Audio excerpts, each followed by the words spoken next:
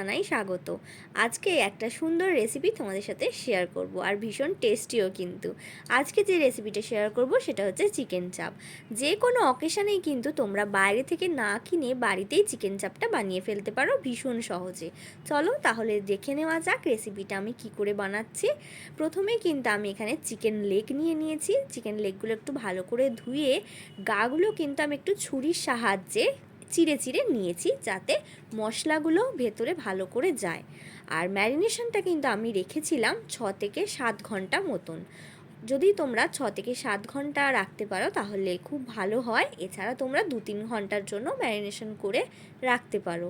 প্রথমেই কিন্তু আমি দিয়ে দিলাম পেঁয়াজ আর কাঁচা লঙ্কা বাটা, তারপর দিয়ে দেব আদা রসুন বাটা। প্রত্যেকটা জিনিসই কিন্তু যখন দিচ্ছি ম্যারিনেশনের সময় একটু ভালোভাবে চিকেনের গায়ে কিন্তু মাখিয়ে নিতে হবে। আর যে জায়গাগুলো ছুরির সাহায্যে আমি চিড়ে চিড়ে দিয়েছি সেখানেও কিন্তু আমি মশলাগুলো ভালো করে ঢুকিয়ে ঢুকিয়ে দেবো।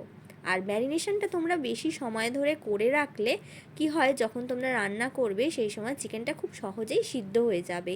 কারণ এই চিকেন চাপটা তো পুরোটাই তেলে ভাজা হবে, কোনো জল ইউজ করা হবে না। সেই জন্য বেটার হয় যে তোমরা 6 থেকে 7 ঘন্টা মতন ম্যারিনেশন যদি করে রাখো।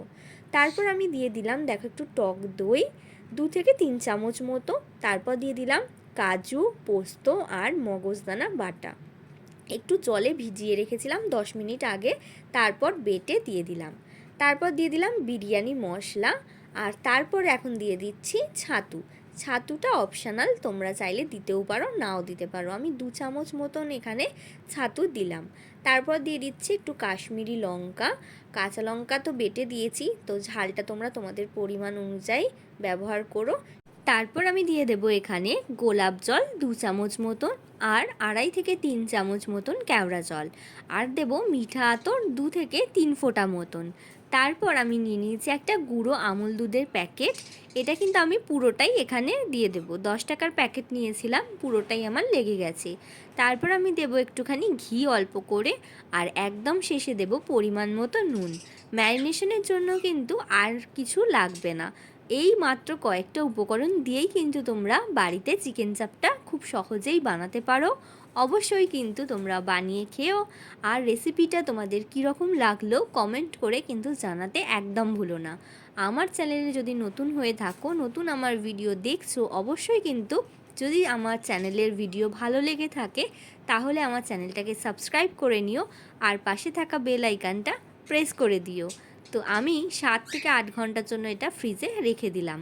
7 থেকে 8 ঘন্টা পর আমি ম্যারিনেশন করা চিকেনটা বাইরে বার করে রাখলাম ফ্রিজ থেকে। 10 মিনিট হলো।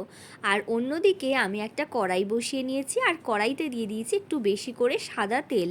বেশি করে দেওয়ার কারণ হলো, আমি প্রথমেই বলেছিলাম যে চিকেন চাপে জল ব্যবহার করব না, সেই জন্যই কিন্তু আমি তেলটা একটু বেশি করে দিয়েছি। তেলটা গরম হয়ে গেছে। এরপর আমি শুধু চিকেনের লেগগুলো কিন্তু তুলে তুলে এখানে একটু লাল লাল করে ভেজে নেব, তাই তেলের মধ্যে চিকেনের লেগগুলো দিয়ে দিলাম। দুটো লেগ আমি প্রথমে এপিটোপিট করে একটু লাল করে ভেজে নেব, তারপর আবার অন্য দুটো লেগ ভেজে নেওয়ার পর গ্রেভিটা আমি কড়াইতে দেব। তেলটা দেখো আমি অনেকটা পরিমাণেই বেশি দিয়েছি, আর একদম লো টু মিডিয়াম ফ্লেম করে কিন্তু চিকেনের লেগগুলোকে এপিটোপিট করে লাল করে ভাজতে হবে। আমি যতক্ষণ চিকেনের লেগগুলোকে ভাজছি, তোমরা কিন্তু চটপট গিয়ে আমার চ্যানেলে অন্যান্য ভিডিওগুলোও দেখে আসতে পারো।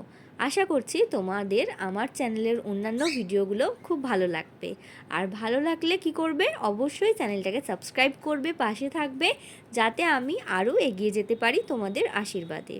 যেহেতু আমি 6 থেকে 7 ঘন্টার জন্য ম্যারিনেশন করে রেখেছিলাম, সেই জন্য দেখছি যখন চিকেনের লেগগুলোর এক পিঠটা ভাজা হয়ে গেছে, অন্য পিঠটা উল্টাতে গেলাম, তখন দেখছি যে মাংসগুলো ছেড়ে ছেড়ে আসছে।